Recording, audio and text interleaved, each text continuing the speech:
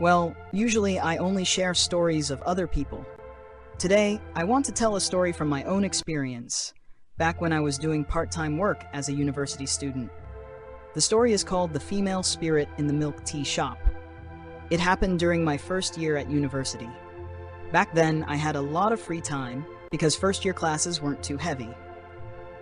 I was looking for a part-time job and found a milk tea shop that was about to open, so I applied to work there, mainly for takeaway service. The shop itself was very small. Its advantage was that it helped reduce rental costs for the owner. On the opening day, the shop was very crowded. If I remember correctly, it was only about 2 to 2.5 meters wide. The layout was as follows. Upon entering, to the left was the staff counter for preparing drinks. Further in, there was a storage area next to it, with a small space to store chairs and some tools. Beyond that space were 2 restrooms. The restrooms were unusual from the first day I entered. The men's restroom was normal, with a small mirror and a white light, but the women's restroom was slightly larger. The owner had installed a full-length mirror for customers. Also, the lighting in the women's restroom was yellow, making it feel darker than the men's restroom. I had a senior friend at work, 2 years older than me, who was very sensitive to spiritual matters and could sense ghosts easily. On the day of the grand opening, the shop was doing well, but during a lunchtime shift from 12 p.m. to 5 p.m., there were only 2 staff members working. I was at the counter preparing drinks, and my friend was serving customers outside. The women's restroom was near the counter, but I couldn't see inside. Only customers sitting on the waiting chairs across from me could see the restroom entrance. On that Sunday, the opposite side of the shop was closed, so no one passed by. One day, a female customer came in and sat on the waiting chairs across from me, waiting for her drink. When I handed her the milk tea, I noticed her staring toward the women's restroom. Suddenly, she froze, dropped the cup, and it spilled. She asked me, "Did you see something?" I admitted that I did.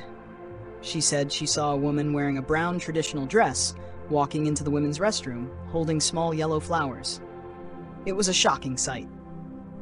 My friend, who was very afraid of ghosts, got goosebumps immediately. He called the shop owner to report what he saw.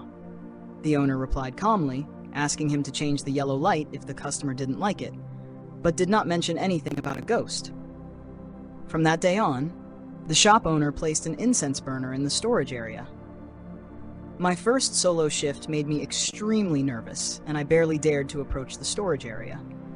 One afternoon, I went to fetch sugar from the storage and noticed something inside a lunchbox. It looked disgusting, like old rotting food. As part of my duties, I had to enter the storage area frequently, which terrified the female staff members. I always felt as if unseen eyes were following me. Eventually, the owner explained that the spirit was the former female owner of the house.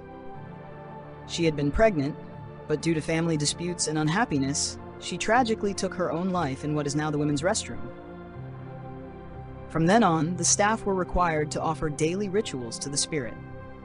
Interestingly, after performing the rituals, things like cooking tapioca pearls became much easier. If we forgot, they would clump or burn. Later, I was promoted as the youngest shift leader. Responsibilities included managing other staff, closing the shop, and performing rituals at the end of the day, especially on the 15th and full moon days, offering food, incense, and paper money to the spirit. If done correctly, business seemed to thrive. Once, a previous shift leader neglected to buy fresh fruits for the ritual and used old stock. By my shift, the fruits had gone bad, which caused problems and complaints. Another incident happened when a manager went into the women's restroom and suddenly saw the woman's spirit reflected in the mirror, causing him to faint.